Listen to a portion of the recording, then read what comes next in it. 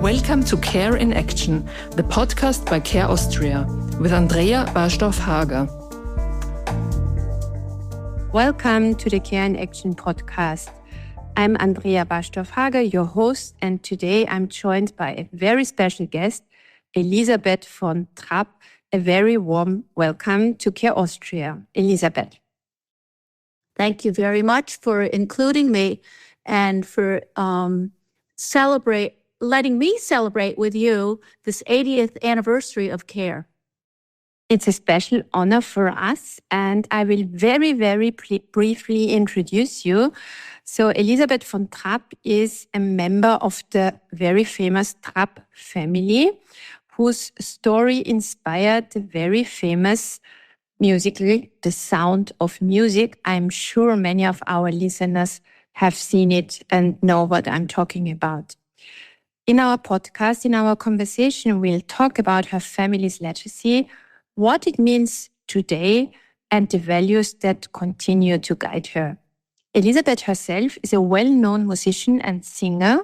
We will talk about all that in a moment in our podcast. So I already started, and I'm sorry I have to start like that, because you carry a very famous family name. So how is it to be a von Trapp, Elisabeth? Can you provide some information on that? Well, first of all, I'm Elisabeth von Trapp with an S, and that changed when I spent time in Salzburg.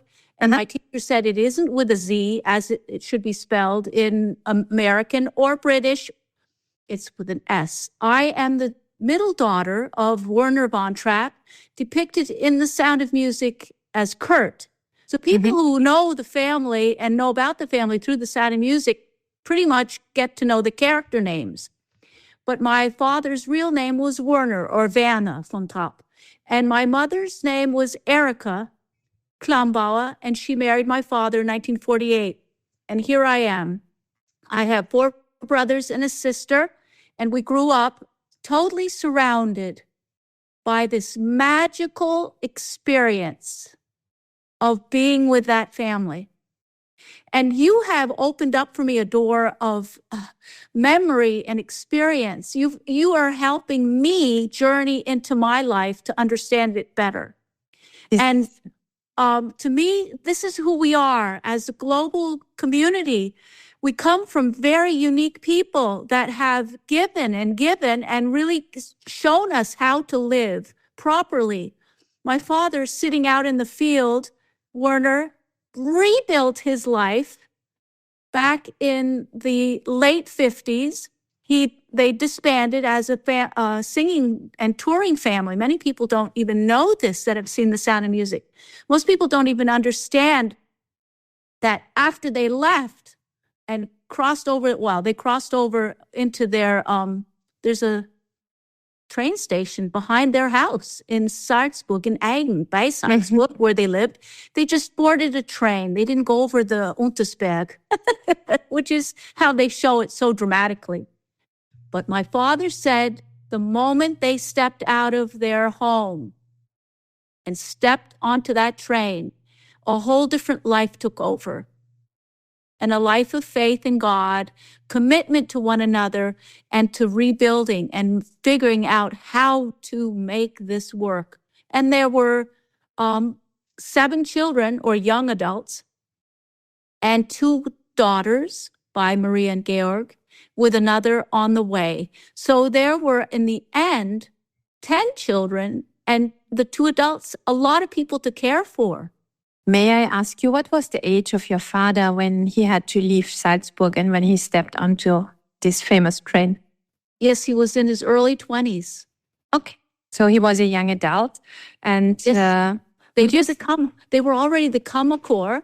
They were already wonderfully and beloved by the Austrian community and theater or concert stage. They had won. Yes, they did win a first prize with a folk contest of folk music, and they sang yodels. They sang beautiful Austrian songs in 4 or 5-part harmonies, and they made a name for themselves even before they left. But this is another aspect of their reality. They were so visible.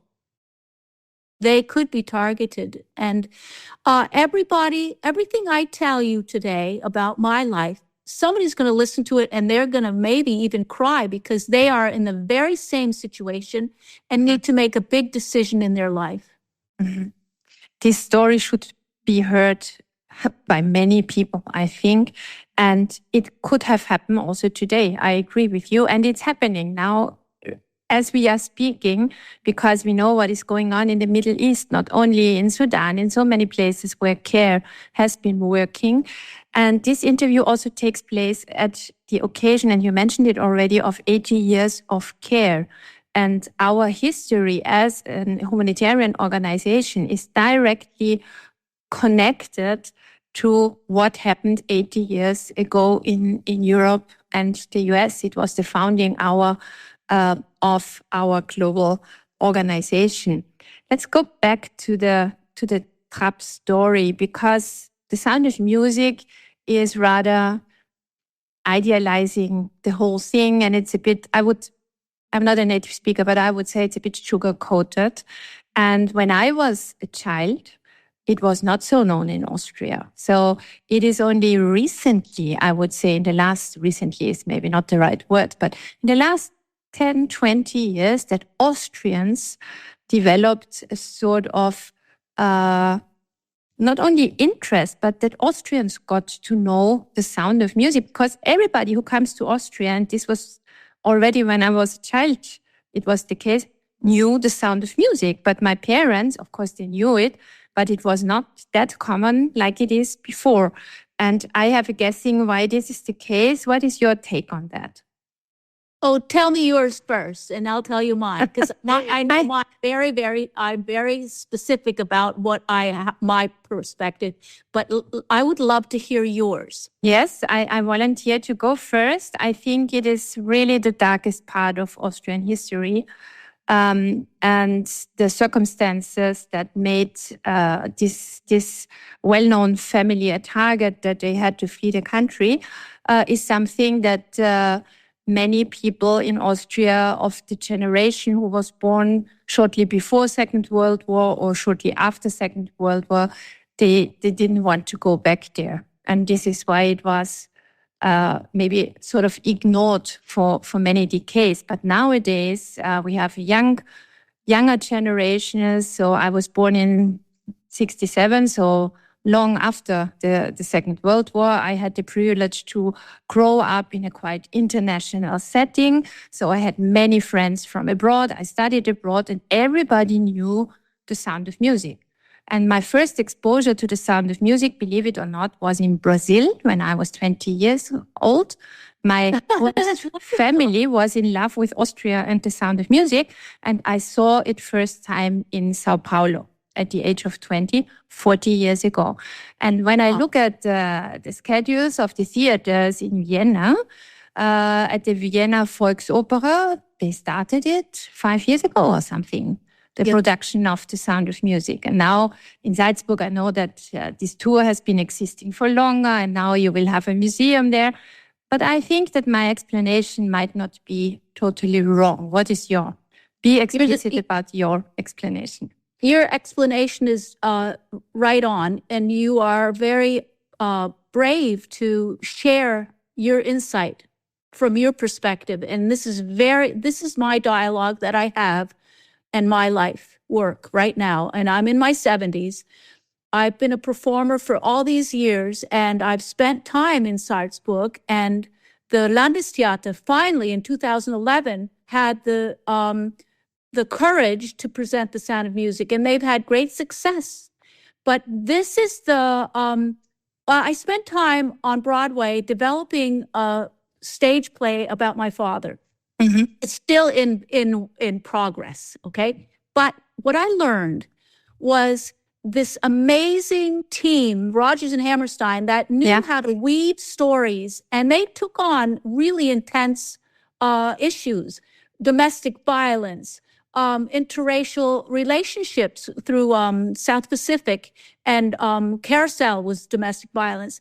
And when they were offered this chance to tell a story about, well, here we have a woman who wants to be a nun. So you have to have the convent a part of it, children, and then this whole thing about the Nazi regime of that time, how to design it for an American audience. Now, here you have veterans that have come back from the war.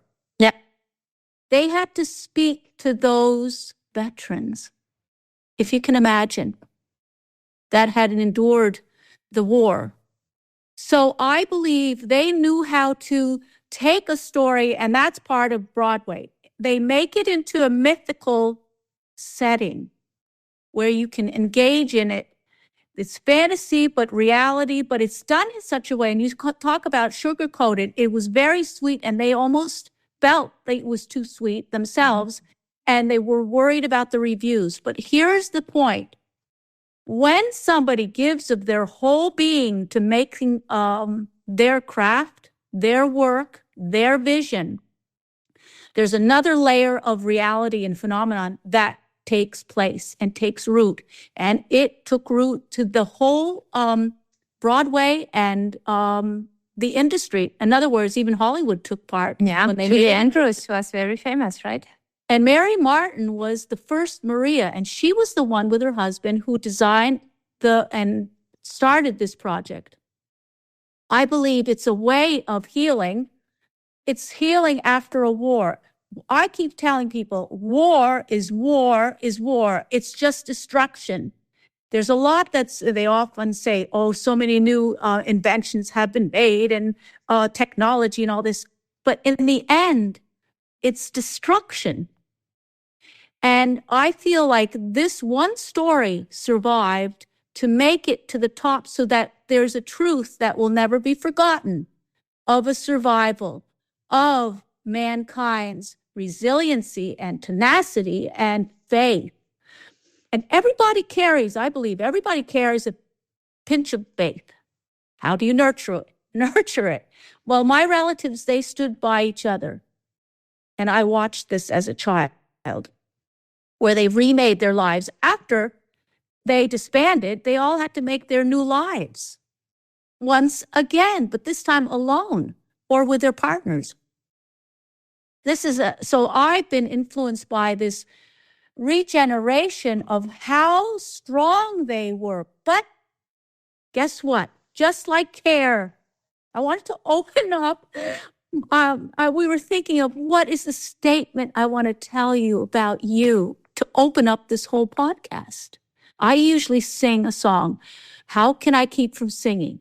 And I open my whole concert with that. And in that first verse, since love is Lord over all the earth, how can I keep from singing?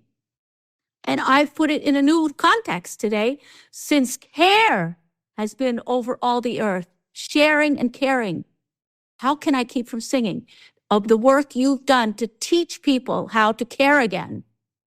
Because when we have wars, we are robbed of caring. We just are at the groveling at survival.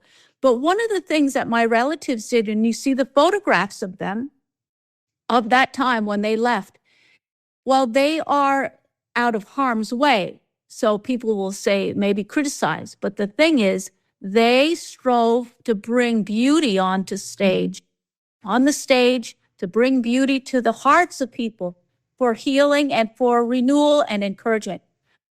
This is what I was born into. And from an outside perspective, I think the amazing part of this family's history is also that they kept up and appreciated their country of origin that much and made it so famous in spite of the fact that they had to flee it, and that they had to leave it, and there was no choice for them to stay. So I think this is really amazing that you make your place of origin, you keep it so dear to you, no matter how much you were hurt, because for sure it was very, very difficult for your grandparents to start again, to get rooted somehow in a new home, to have these 10 children, to do all this artistic work. I mean, this must have been enormous. And they still kept this Austrian heritage, and you speak really well Salzburg German until today. So you keep this positive side in spite of all. This is also telling a story that matches very well with the mission of care, because I fully agree with you. War is always destructive, and it is really harmful to everything and everybody. No problem in this world can be solved by war. And I think really Austria has learned only recently, our civil society, and maybe my generation is the first that opened up to reconciliation, to really say it was totally wrong what happened. And it took Austria decades to acknowledge that we had a really harmful and negative part in this Second World War. And I think the fact that nowadays The Sound of Music is also known to many people here in Austria is a positive sign for all of us. I found this, there's a wonderful book by William Anderson, and it's The World of the Trapp Family with photographs, and all this. I'll need to send you one. But here, they come in 1938 and 1939. What people don't even understand is they came the first season, sang, but my grandmother was pregnant, and it was not allowed for pregnant women to sing on stage. So all the tours were canceled, and they were sent back to Europe. This, to me, is amazing. They had to restart all over with the process of coming back to the United States. But luckily, they had a few sponsors that spoke for them, and one of them was a bishop from Philadelphia. But here it says, they knew well the meaning of the proverb, aller Anfang ist schwer. Ja, aller Anfang ist schwer, ja, genau. Every new beginning is hard. But with their music, their faith, and their unity, the transplanted family weathered the storm and took root in a new land. But guess what they were able to do, which some people can't, and they feel they have to integrate into the society, and they lose their identity. Their identity was how they dressed, and they chose to wear dirndl dresses, the girls, because they're 5 daughters, and my grandmother Maria, and they stood on stage wearing the dirndl dresses. Later on, they took on and wore beautiful concert dresses that were modified. The booking agent that they worked with helped them to become more Americanized. And my grandmother describes this process that was so painful for them. I believe that my grandfather's love of Austria, it goes beyond being a monarchist. It's the fact that he gave his life and his devotion in the First World War, that his identity and love for Austria grew. And he comes home and he sees it being destroyed and taken away. He lives the rest of his life that his Austrian family will survive, that Austria will survive somehow. And it can be with one small family that will speak Austria. And I find they're so courageous to stand on the stage all through the war years. We are Austrian, but there are different types of Austrians. Of course. There are different types of how we bring beauty to the world. Every family brings something of that collects a collective truth and beauty and song, but they survive. This is the unusual part of it. Yeah, absolutely. Elisabeth, how old were you when you first visited Salzburg? I was a year old, because my father went on tour for 7 months, and they went to Australia, New Zealand, New Guinea, Hawaii, and they traveled throughout the United States for 7 months. My mother packed us up and took us to Salzburg in Pasch, where my grandparents, Oma and Opa, were living. And it was the one time my mother, with her 5 babies, took her family and just sat there with them and spent time. And that was very fortunate, because a year later, my grandfather passed away. So it was very fortuitous that we were able to meet him and feel his presence and essence. Even as a child, those are very important connections that we have with our relatives and the spirit by which our relatives live and what they give us. They impart to us not just what they do, but who they are. And this is another aspect and phenomenon that I'm learning as I grow older, who we are, who we become. And when you add care to a moment, it transforms people to believing again. And I know this because this relief aid that my relatives took part in, I have heard stories from people in Salzburg. They find out who I am. They come with tears in their eyes. These are people in their 90s. And they say, we will never forget the relief aid that we received. But it's the same with care. They were working with care, so it was a mutual thing.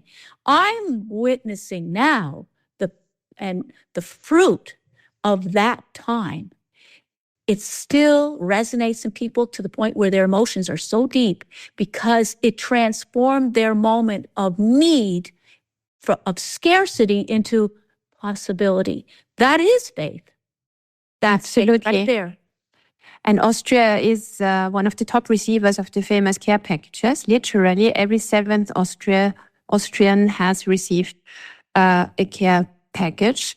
And it is, one can say, it is an icon of Austrian history until today. And it's also a symbol for not only for our organization, but for taking care of each other. It is part of our daily language. If you take care of each other, you do a care package for a person that needs some kind of support. And this support can be many things nowadays. But having the opportunity to talk to you, Elisabeth, do you still remember when you realized I'm part of because every family is special and has an interest in history, but your family has a very special history. So when did you realize, wow, that Sound of Music, this is us? Yeah. This is about my family. Can you still remember that moment? Oh, there were several moments and several impressions that are very deep. The first is wearing a Dirndl dress to my first day of school as a first grader. And a dear friend of mine who came to my brother's memorial service, the first thing she says to me when she comes to greet me and to comfort me, she said, "You wore a Dirndl dress the first day of school." And I remember that. So I looked different. And if I brought friends home, they couldn't understand my mother because she spoke German to me. They say, "What is she saying?" And it was awkward. And I had to teach them there are differences in the world. Then I met Mary Martin at the age of 5. That's when I thought, there's something interesting happening here. But I was too young to understand, but I was involved. So one of my earliest pictures where I'm running up the hill with her, she's holding my hand. And later on, I thought that was my first introduction to the real Sound of Music of Mary Martin building promotion. She was the first Maria creating momentum for this story. That was another impression.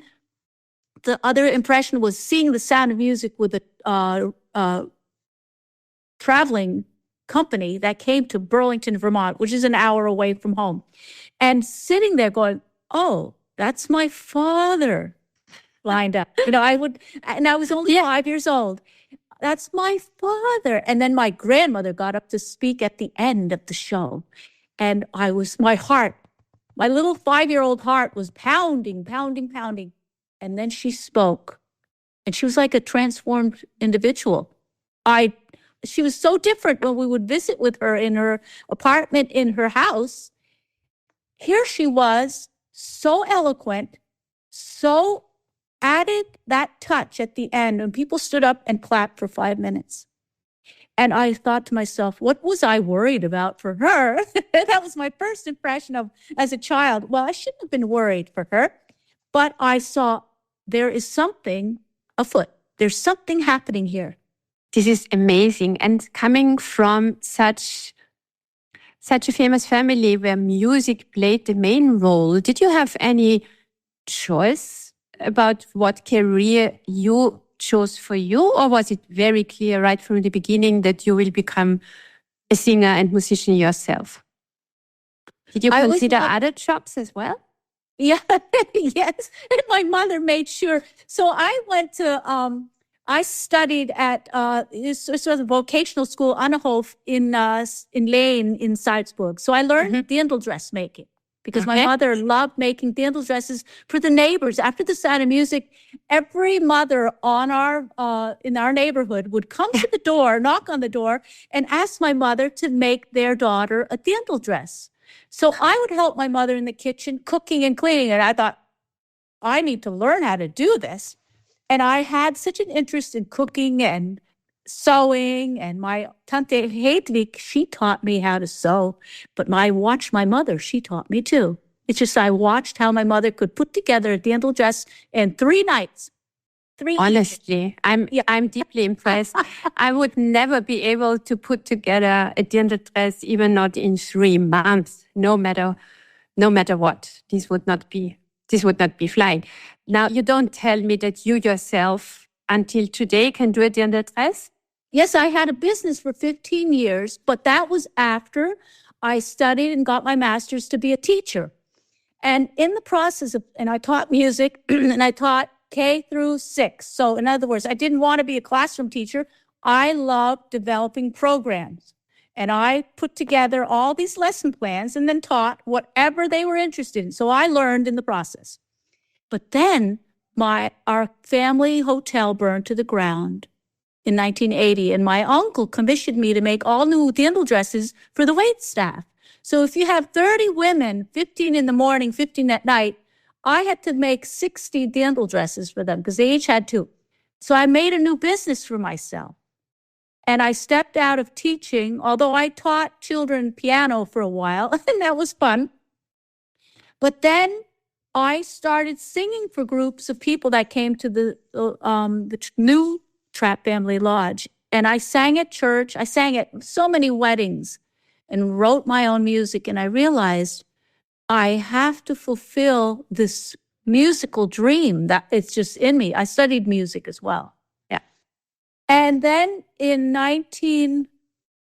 2002, the very same booking agency that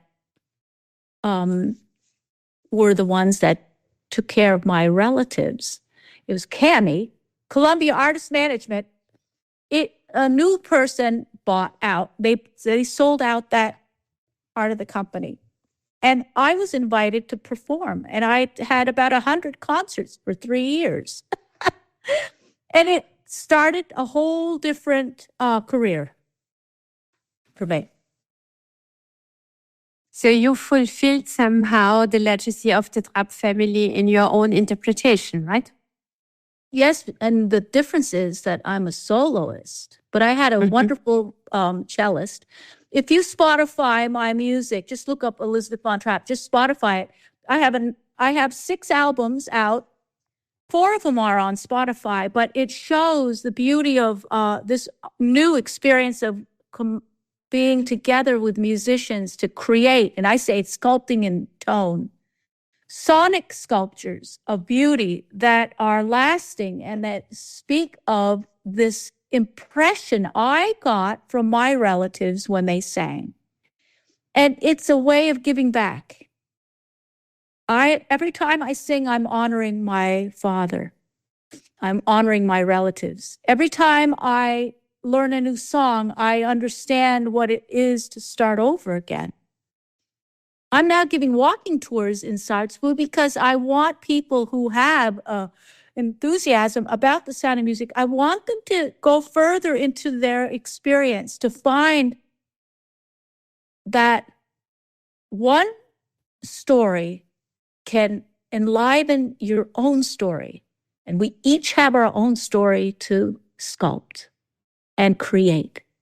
And if we don't, we are unhappy and we're not fulfilled. And that's when strife and anger and unhappiness that ends up, unfortunately, with a lot of violence. That's why we need to finish our stories and make sure we take time to nurture our own stories. This was really beautiful and very poetic, Elisabeth. Thanks for sharing. I have a final question that closes also the whole circle, what care has to do with the Trapp family and what our legacies, how they are connected. I'm sure that you might have heard or that you know that care is focusing especially on women and girls in its work. On gender equality, that girls have access to education, to medical care, all the things, because in many places in the world, as you know, and also our appreciated listeners know, it is really a disadvantage to be born as a girl or to live as a woman. So in your life, did you ever experience or did you ever feel yourself that it is more difficult maybe to grow up as a girl, or did you see disadvantages, or was your life framed by equality? Was that not, because in my family this was never a topic, but when I went to university, I first experienced, yes, there are some differences, but in my family I never experienced that. So what about you, Elisabeth? Well, I grew up with 4 brothers. Can you imagine that? There was a difference right there. But I learned to play baseball, climb trees, run, ski, do the chores with them. My parents had a wonderful farm. I did everything I could possibly do to connect with my brothers. And it served me well because I've worked with musicians, men who just profoundly influential in my life to help my music grow. The difference is when you come into a professional field, there's an attitude that is pervasive around the world that people should be in power, when in fact, with music, it's about sharing. And yes, we have soloists. That solo sound better be the top part. And luckily, that was my work. I did sing. I have been in situations where I know that there's a male dominance that exists in our society and in the world. And my father grew up with 5 sisters. I grew up with 4 brothers. He grew up with 5 sisters. And I always felt like he had the courage and the sensibility and the strength of being even more a man that understood the feminine. And of course, my grandmother, Maria, was a very powerful figure. And they supported her. But I think my grandfather, I never met him, but my aunt said, you look at your father. He's so similar to your grandfather. So I've been piecing together like a puzzle.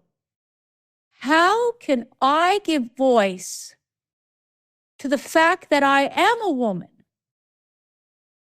And I work every which way when I'm invited. And today it's with you. And I care for women. I care for this plight.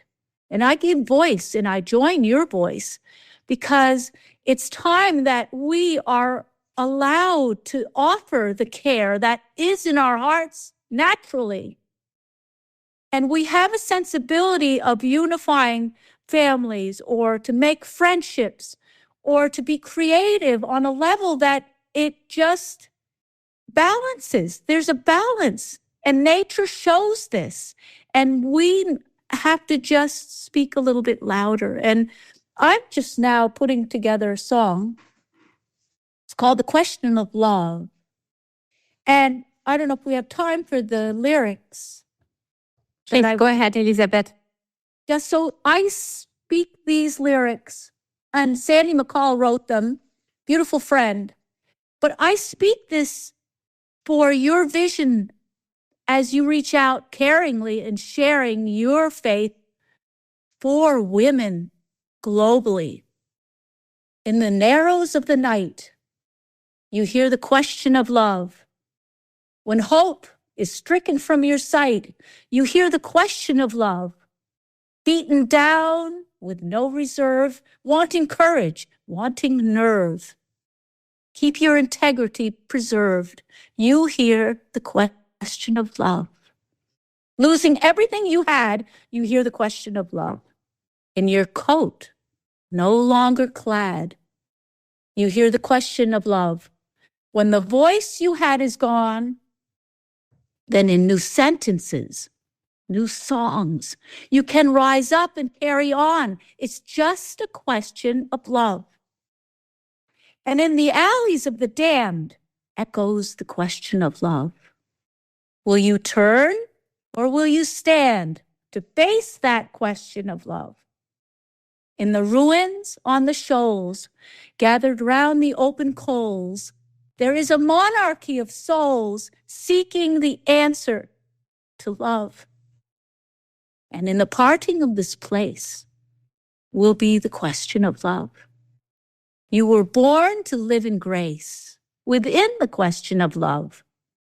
When trials brought you to your knees, still you found honor undeceived. Now even heaven is well pleased because you hold the answer. You know the answer to love. This was a very touching and beautiful piece of poetry, and I think it frames ideally what CARE is working for and what we are wishing for, especially in this moment where big parts of our planet drown in conflict and despair. And CARE, as I said, is one of the big humanitarian organizations in the world who have worked for more than 8 decades to make the world a better place, not only, but also for women and girls. It was an extreme honor and pleasure, Elisabeth von Trapp, to talk to you. Thank you that you shared many memories and valuable insights in your family life and also about you and your approach to life. I hope that many people go on Spotify, not only to listen to the Care in Action podcast, but also try and listen to the albums of Elisabeth von Trapp. On behalf of CARE, I wish you all the best and thank you for being my guest. Thank you, Elisabeth. And yeah, it was really a pleasure to talk to you. And Andrea, it was an honor to be with you. I love hearing what your impressions are because I have a deeper faith in your work now and what you have accomplished. And you give voice to all those 80 years. And I hear your voice. I hear CARE on a new level today because you've included me. And this is a great gift of the heart. And I thank you very much. And on behalf of my family's legacy and their message to the world, which they helped CARE way back, I feel so privileged that I'm included in my own life to be here with you. Thank you so very much. Thanks to Elisabeth. Thanks to all our listeners. And let's do one thing. Let's take care together here and see you all next week. Have a good time. Thank you. Thank you for listening. This was Care in Action, the podcast by CARE Austria with Andrea Barschdorf-Hager. For more information about CARE and our projects, visit care.at. There you'll also find out how you can support our work. This podcast is made possible with the generous support of CC Real. Thank you for your commitment, which enables this series of conversations. See you next time.